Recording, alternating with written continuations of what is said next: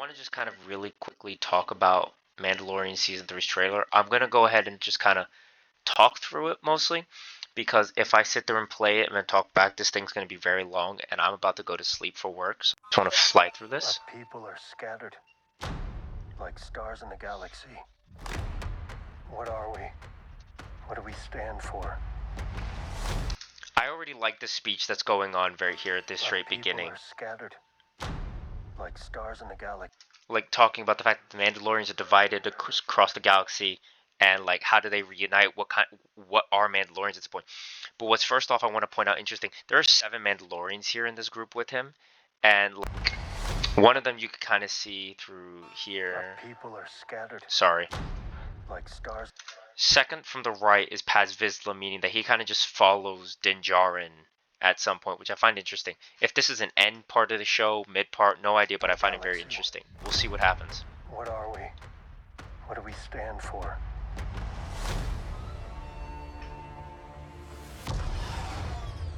We get to see the new starfighter. Being a Mandalorian is not just learning about how to fight. You also have to know how to navigate the galaxy. That way. So here we return to Navarro. We get to see Greef Karga, the statue for the thing.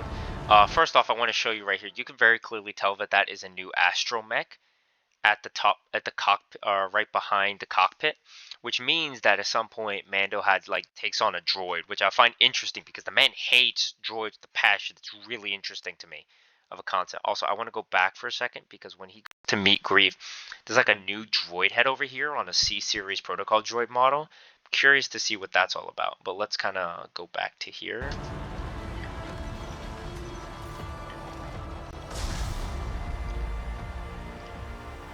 I'm going to Mandalore so that I may be forgiven for my transgressions. First off, that looks beautiful. I'm hoping this is Mandalore because that looks like one of the domes and one of the city structures within the inside.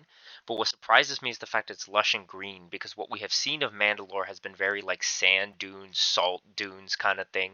So I'm very surprised to see like a lush green kind of thing. But like I love this if this is Mandalore. This looks beautiful. Holy cow. This is when he picks up the droid at Tatooine. This is the way. Yeah, so he ends up picking up the droid. There's obviously a party festival at some point. We know at this point that Boba Fett is the daimyo of Tatooine, so there's not much of a surprise.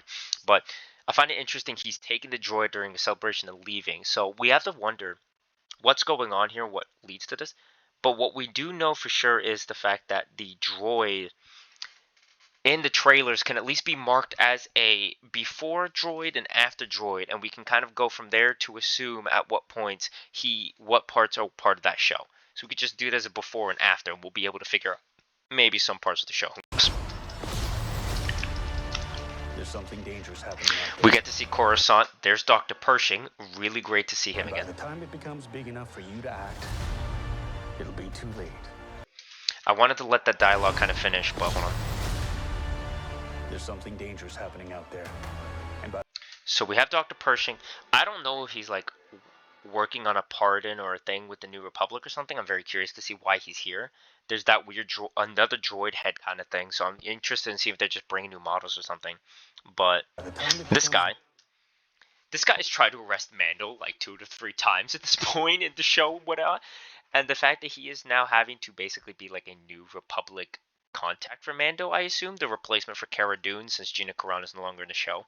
That's kind of funny to me. Like, how does this man sit there and go from I gotta arrest that man to fine, you are my contact / friend? Like, also, Rancor patch on the jacket looks really nice, cool. I'm assuming that, like, I wonder if that means like Rancor squad, Rancor battalion, Rancor team, or something like that, or some other achievement. But also, that's just like a nice jacket that looks like Poe's from episode 8 of Last Jedi. So I just wanted to comment that. Big enough for you to act. Why does his helmet...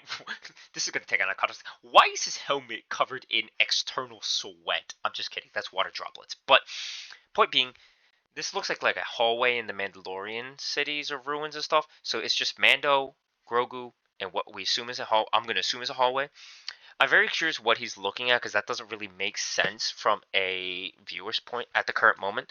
But I would like to assume that that's kind of like a misdirection from the trailer to kind of throw us off. Maybe it's just artwork or something in Mandalore, but maybe this is like where he's meeting with Bo-Katan or something as they're retaking Mandalore or something like that. Some shit's about to go down because we know she wants the darksaber still. So him having it has got to mean that like there's some shit that's going to go on. I just want to say that. Finding some relics and things. I don't think that the cavern that we see right before that. I don't think that this is connected to what we see after. This feels more like a force sensitive cave for like lightsaber crystals. It'll be too late. So I'm gonna assume that that's like those helmets and stuff are like purge, like Night of a Thousand Tears relics. That would be really cool. We're going to get to see more Order 66, and I'm hoping that this shows us how Grogu managed to escape the temple, because we already have really good footage from Episode 3, The Clone Wars, Bad Batch, and now Obi-Wan Kenobi. I really want to see Order 66, like more Order 66 content, especially the temple. We need, like, I would honestly pay for a short, like 1 to 2 hour short film.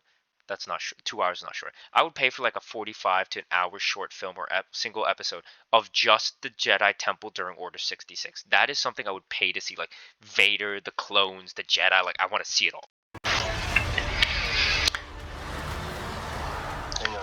What finds it interesting here is like we see a very clearly like a Commer class, type class starfighter, Mandalorian-esque, and yet here it looks like Mando is still in his Naboo starfighter. So that tells me that there's two separate groups here, him and the other ship, because that looks more like the N1 Naboo starfighter.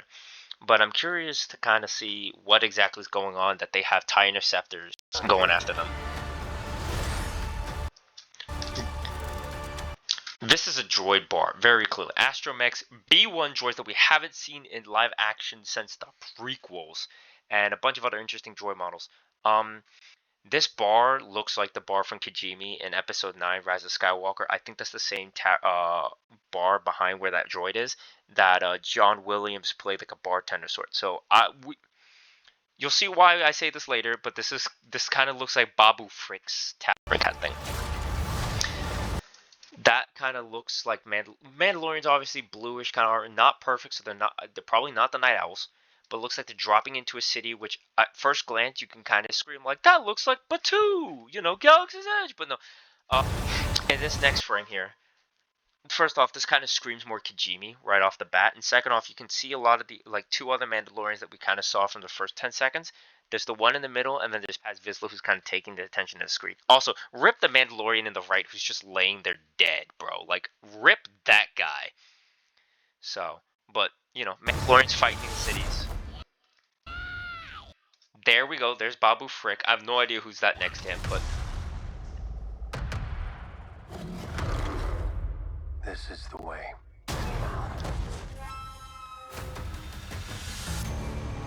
And yeah, so that's going to be the end of the trailer, but something I found really funny here, I'm sorry, I have to go back for this. First off, that is basically just Space Sasquatch coming here to grab the child, who seems to be on his own right now. Also, the scenery kind of looks like Ach-To, which we saw in all of the sequels. This is where old Luke went to retire, basically. I'm very curious to see if this is actually Ach-To or not. I'm really hoping it's a different planet, but if it is Ach-To, then I would like to see some more like in-depth thing. Maybe another reason why Luke picked it besides just, oh, this is the ancient like homeworld of the Jedi kind of thing, because I feel like Tython's a better homeworld with lore, but okay. Curious to know what he's doing here, but we also just get to see the child doing more force sensitive stuff, and that's just kind of really cool to me. So, but yeah, so that is everything. Mando Season 3 is going to officially drop on March 1st, so on Disney Plus.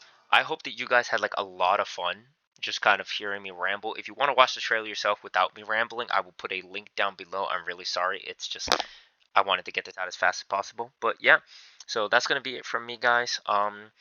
I will try to do a more in-depth breakdown of everything much later on and talk about more, because the next time I talk about Mando, I do want to talk about other things.